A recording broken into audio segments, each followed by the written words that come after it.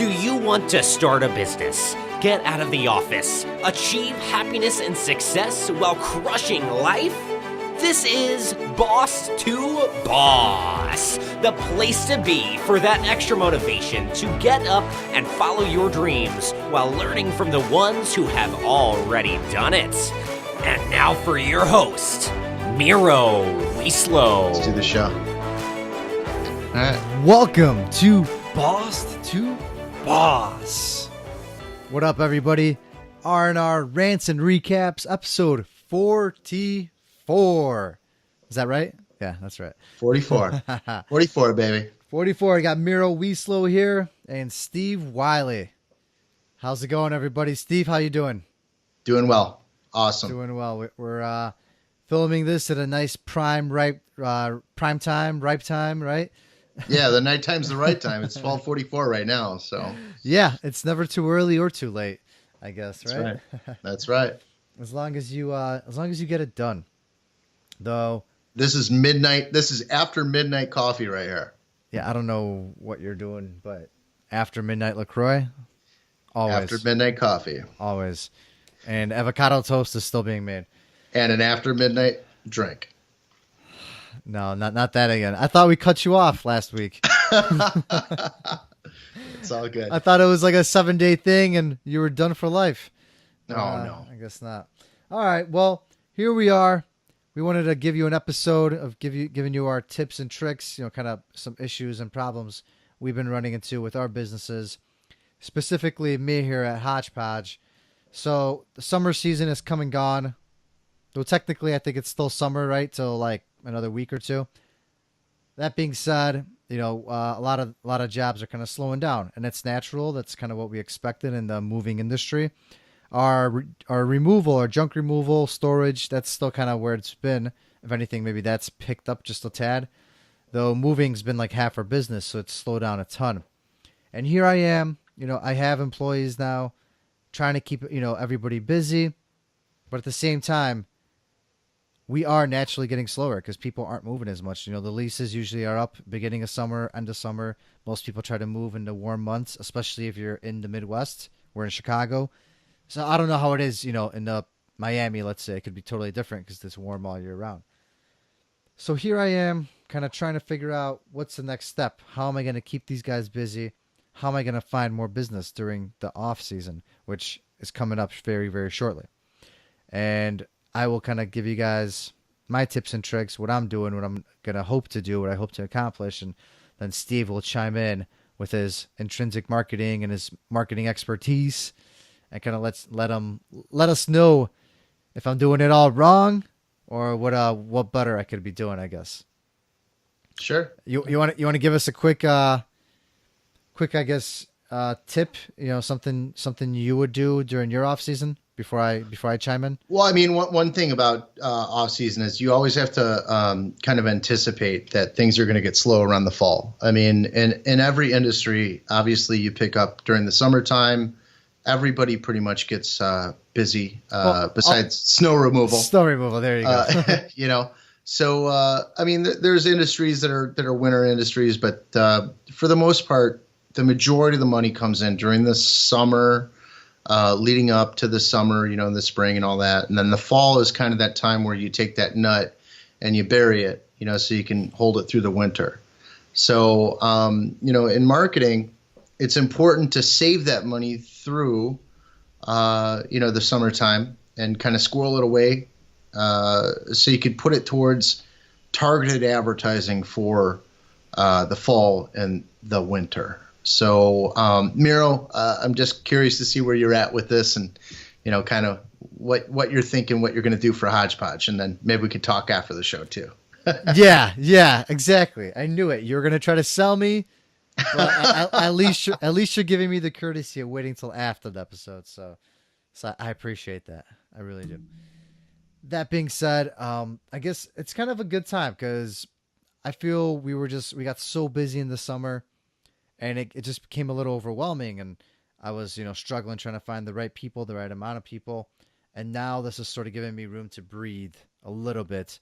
But then a new problem arises because now I got to figure out ways to keep people busy because I got to guarantee hours especially for the full-time people, and it's gonna be a little hard. So certain things I'm doing to try to get more business now and kind of just to see what else is out there is I'm finally following up with people, which, that sounds sad and it's horrible, though it's been hard to follow up with everybody. You get a ton of leads, especially when you go out there and you plant the seeds throughout the months, throughout the past year, and you can't, you get a stack of business cards when you go to these networking events. Unfortunately, you just can't follow up with everybody. Maybe you have your one or two diamonds in the rough that you mark that you're definitely going to follow up with 100%. But now it's the time to actually follow up with everybody else. Obviously, it's not ideal because people forget about you too. So a big change I made is I started putting my face on my business cards. That's another topic, but I feel that this is a great way to get people to remember you. So it's something new that I just started doing. We'll see what happens. I mean, and who wouldn't want to look at this all day? So. Oh yeah, that mug, man, it's priceless. It's priceless. Yeah.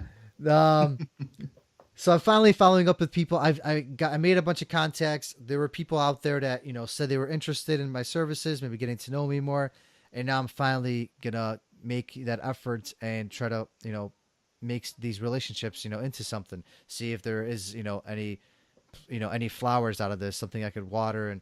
Just see, I guess I'm also going to try to give back to people now too. So offer what I can in the meantime, and hopefully, we'll see what happens. I'm trying to plant some seeds, and we'll kind of go from there. That's one thing. So definitely go to more networking events. I really stopped going to a bunch throughout the summers. I just had no time, though. It was definitely worthwhile. Like I couldn't stress enough how worthwhile networking events are, especially ones where you are one of the younger ones, because not too many younger people go. I feel, especially with my industry, so many more older people go. And when you start showing yourself and that you really are in this for real and you are committed, people start remembering you. And I got so much business out of that. I couldn't be thankful enough for some of these chambers I was in and certain groups. And I'm definitely going to start doing that again because I know just how impactful that is. Just to keep showing your face and keep offering what you can, Well, let me ask you a question though, because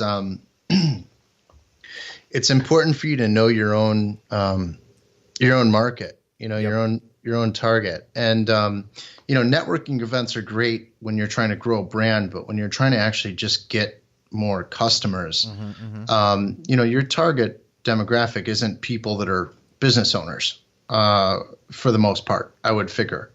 Maybe I'm wrong, but have you thought about doing targeted advertisement on social media and just straight Google ads and things like that, to kind of get clicks?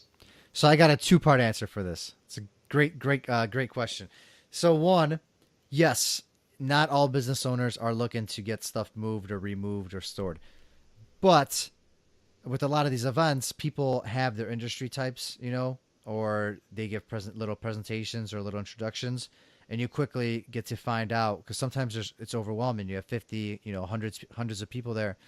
So right away, you get to narrow down the few select individuals you want to target, the ones that there could be something there, that you guys could potentially help each other. So that's one way. And yes, initially I thought, oh man, this networking thing sucks. And it's, it's just there to kind of, be that business development guy and get your free breakfast and your free coffees and chat all day. Though it's really not. If you go in there and you don't really expect anything, that's when it happened. I didn't expect anything. I just kept, being like, oh, hey, I know this person. Let me introduce you to this person. Let me show you how this is done. And next thing you know, somebody's like, oh, you know what? I do have something for you. And then next thing you know, this one thing that you get is all worthwhile for all the networking you did for the past 6 months because it could be that big. So that's part one. You definitely just got to learn your ways. Once you start networking more and more, you just learn your ways. And I'm the biggest proponent of face-to-face networking and still seeing your people and seeing who you're dealing with. I couldn't be a bigger proponent of that stuff. No, I know you are. Part two. Yes, we do some ads on Facebook. We do some ads on Google. We actually have an SEO provider that we work with, so they run like Google ads for us. To be honest, I think with my industry being like the construction type of industry, I guess contractor type, transportation, it's a little harder. If I had like a product, a restaurant, some kind of something where people could see more stuff online and actually click to buy orders and stuff, I could see where that is ideally, social media and Google AdWords would be ideal for that. But for a service type industry like mine, I just haven't found it to be as fruitful. And I definitely tried, and I know other people that tried and just haven't cracked it as well either. I'm not saying there's no, I'm sure if there's a will, there's a way, though it's not cheap either. So I guess that's kind of where I stand with that. Just doing tests of different social media campaigns. It definitely, maybe I got like one customer out of it, one or two throughout like the whole year, as opposed to, other types of sources I use, like Home Advisor, Yelp. Let me jump in. Meet people. Let me jump in here, Miro, Go because one of the things that's really important to understand is every time that you go out to a customer, you gain an experience. You have a story to tell. And one of the most beneficial things that you can do for your brand is tell that story and put that story out in a blog format. When you put a blog out and you explain, even if it's just a short story about your last job, and you have that written, and you share it out on social media, and you put it on your website, those blog posts generate more traffic, free traffic, organic traffic than anything that you'll ever pay for. You could do Home Advisor, you can do Yelp, you can do all those things and blow hundreds of dollars a month, thousands of dollars a month even. But if you have a good story to tell that people want to hear, and it's written correctly, and you don't need to be Ernest Hemingway to put something together that people want to read. Just put together the facts. What did you do last time? What were the things that were rough for the client? What was the feedback that the client gave you? You put that stuff together and you put it out there. People are going to click on it and they're going to read it and they're going to come to your website and you're going to be a knowledge base. That's the best advertising that you possibly can do. Some of the advertising that is that what you see with your clients? That works. That's one of the best ways, or what are you? Oh, by far. Yeah, absolutely. Quality blog posts are exponentially better than any amount of dollars that you can put forward on anything, any platform. If you have a real story to tell that's going to link back to your website, and then you supplement it with a little bit of paid advertisement, you're always going to get that. It's always going to be worth it. The difference between just paying, say for instance, you're going to pay $100 a month on advertisement, and that's your baseline. It maybe a little bit of that goes to Google, maybe some of it goes to Facebook or whatever. If you throw that dynamic of adding a story in there, a page that's on your website that has something that people want to actually read, content is king. So what do you do all day? You meet with clients, you make stories. Tell your story. If you can tell your story in a way that people resonate with, then you're advertising yourself. And then Google and Facebook, they want your story.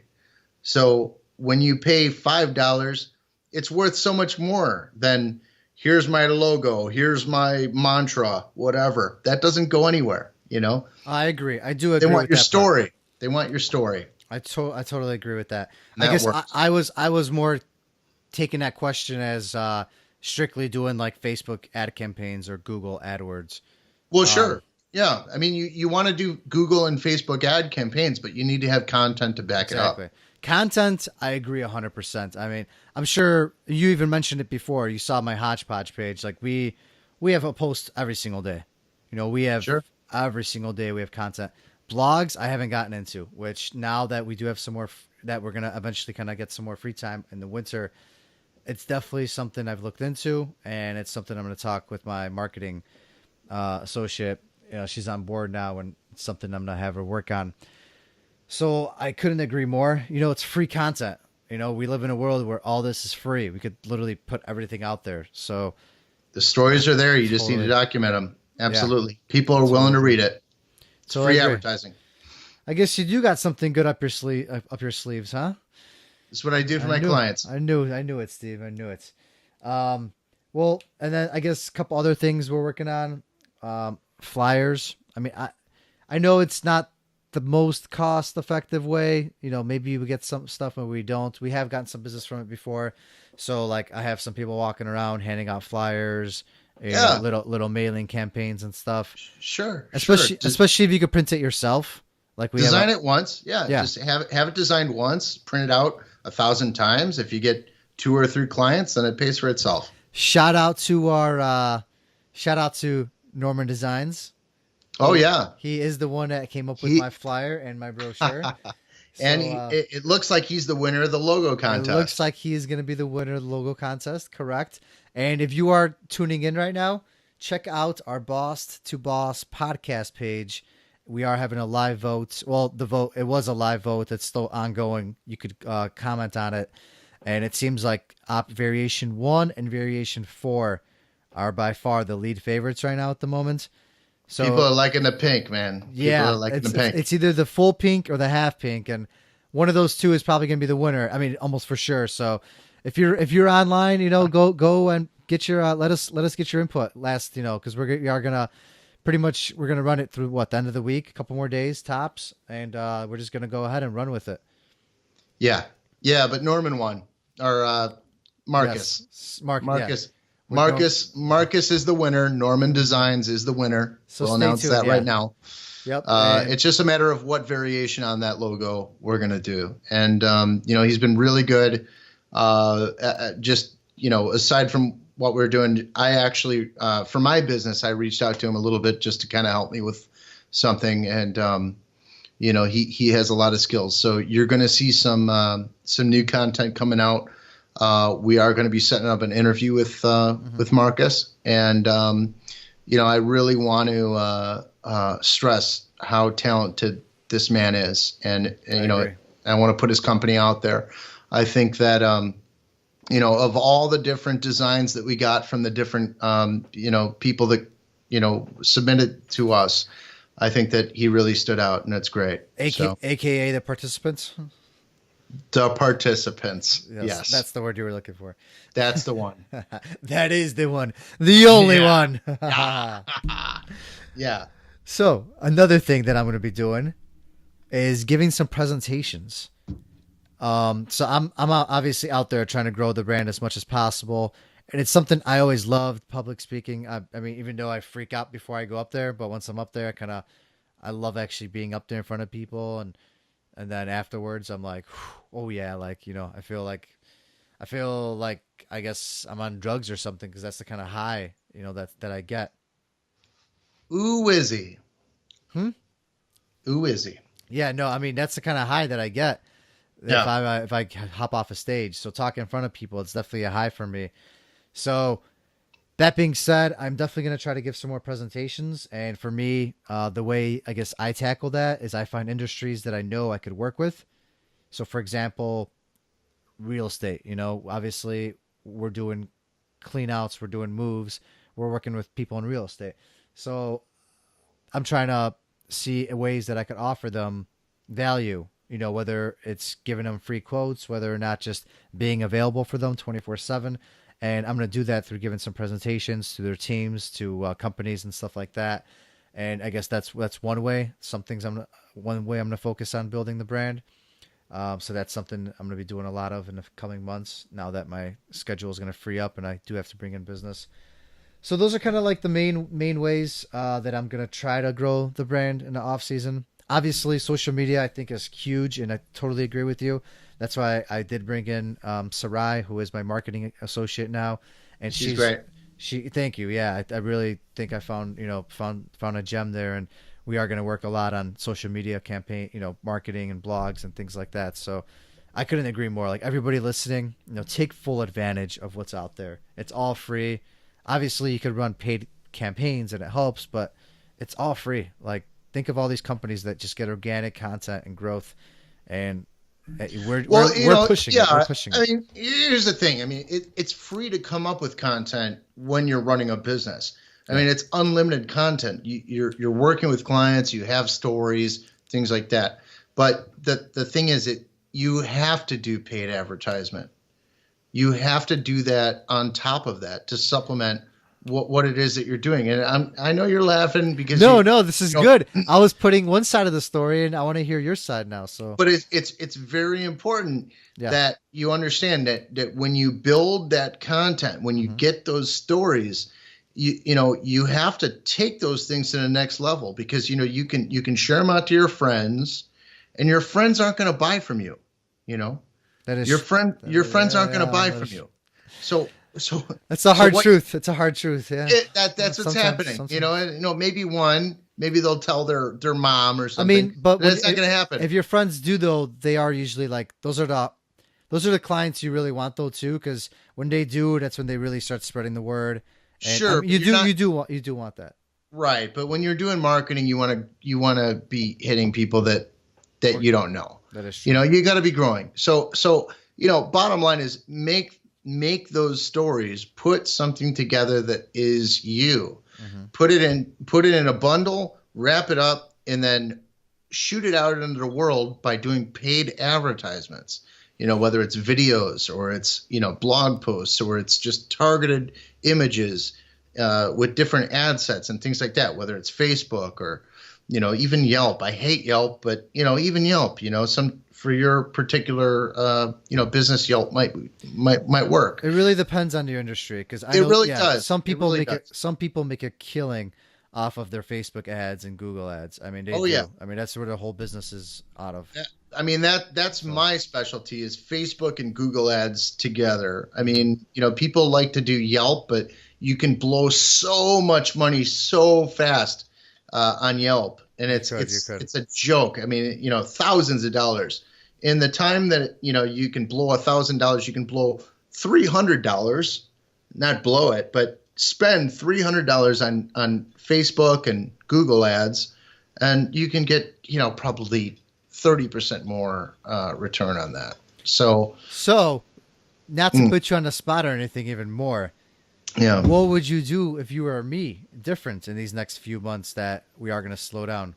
Do you have any quick little mock-up of an ad campaign that you would try to run for me? If sure, absolutely. So first things first is every single client that you talk to, I would collect their email address, and I would ask them to please leave you a Google review or a Facebook review. Maybe give them an incentive, whatever. I know that's a no-no for Yelp, but fuck Yelp, And so anyway, Yelp, I love you, Yelp. I love you guys. Yeah, but fuck Yelp. I do not endorse this message. Yeah, but anyway, it sucks. And it's a ripoff. But anyway, but what I would do is I would collect information from my clients, and I would tell them, if you like what I did for you, tell your friends, tell your family, and if you can get us another client, give us a referral. I'll give you X amount of dollars. Leave us a review, and I'll send you X amount of gift cards or something like that. Mm-hmm. And that type of stuff will always work. Give them an incentive. The other thing is document the jobs that you do. Make that content. Take that content, send it to me, send it to Sarai, and put it out there. Put it out there and boost it. Put it out there. People are searching for this stuff all the time. You never know who's searching at what time, what day, whatever it is. Just let it run. Every month, keep a rolling budget. If you can get out there, if you can get out to one person, if you spend $100 in a month, you think, oh, I'm wasting $100. If you get one customer out of that, it paid for 6 months, And, so, I mean, people don't think about that. They look at the number and it grows a little bit every day, but it's nonsense. If you spend $1,000 in a month and you get 5 clients, and you're doing good referral programs and good, just incentives and all that stuff, like what I was just talking about. What's going to happen is you're going to get all that money back plus some. And not only are you going to grow your brand, but you're going to get more reviews, and it's going to be exponential. When you're in your first year, it's all about just pumping as hard as you can. It is. Pump it, man. And once you get to that point where you're like, fuck, you know what? I need to take a break. Then that's cool. Maybe put the brake on the ads a little bit. But that's the nice thing. A lot of these ads, there's no commitment to, especially with social media. You literally pay per ad, and you run it for a day. And let's say you're not happy with it, boom, cancel it right away. Right. So that's really nice. I'm not gonna lie. So the flexibility makes it really nice. Whereas like Yelp, for example, or whatever, Home Advisor, you're kind of committed. You put in that down payment, or you put in whatever it is. Sure, and they'll give you a fake coupon for we'll match your ads for whatever, but you have to spend $900 first, and maybe get one click that isn't even a real person. It's just a fake person out of India. It's that's the tough part, like garbage. I'm not gonna lie. I've definitely I'll do another episode about Yelp and definitely got how some bad fake clicks. Sucks. I mean, it all depends, I think it really at the end of the day comes down to industry, and that's why when whatever it is, whoever's listening out there, if you are starting a business, if you want to start a business, you want to get in touch with people like Steve, people that, or even people like me, just to get a quick tip, someone that's out there and that's tried out these different mediums. But I would definitely recommend Steve because he's actually doing this stuff for a living. Though every industry is so different. You're doing a product, you're doing a service. It's just, there's so many different ways and different mediums to get out there nowadays. I think it's really hard to just recommend one, and I appreciate the shout out and everything and the recommendation, but not everybody is equal. Everybody has their own strengths. If you're in a different industry and maybe you're around people that are doing it at a high level, reach out to them. If they're kind of around your industry or whatever, reach out to them, see what they're doing, see what's working. You don't have to reach out to me, you don't have to reach out to the next guy, but shop around and ask in the Boss to Boss Facebook group. That is the best spot to ask, actually. Absolutely. Drop a comment there. I guarantee you someone will respond to it and get you an awesome answer. Absolutely. But the most important thing is to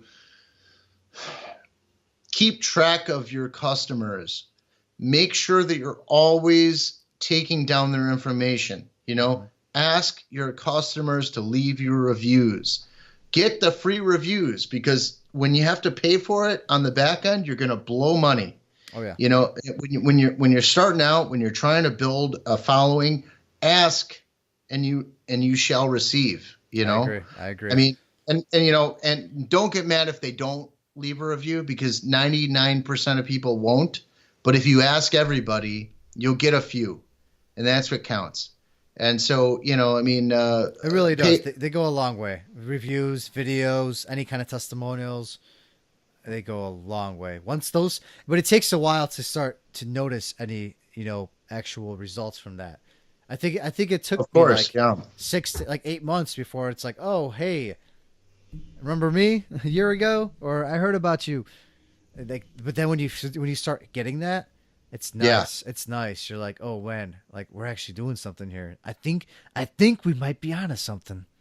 Well, see, a lot of times, the referral clients, you'll have somebody that you really made a good impression on, and maybe it'll be 6 months later, or it'll be a year later, and they'll just be like, yeah, I heard about you from X client, and you'll be like, wow, that's great. So for me, I send my clients $50 every single time they refer something. It doesn't matter if they whatever or pay me. Same.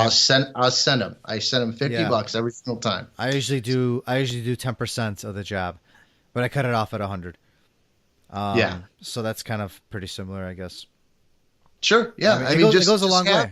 Have an incentive program. Just document whatever it is. Whatever works for you. It doesn't have to be $50. It could be $10. It doesn't matter what you're doing. And I couldn't stress enough to be patient. If you are starting something up, be very patient, because this does not happen overnight. No, it takes months. It takes a year before people start trusting you. And if you're working on your own, chances are that you're probably just charging enough to get by. Yeah. So maybe you don't have enough to really, give anything extra. So you don't give money away, but what you do is you give them a discounted rate if on another service or something like that, a repeat service, a discounted rate. There's a lot of different ways to think about things, but as long as you offer something to somebody new and give somebody some sort of incentive, there's always a better chance that you'll get those clients. And, the best thing that you possibly can do is just do the best job for the clients that you have now, and then ask them for a review, because that'll go a long way.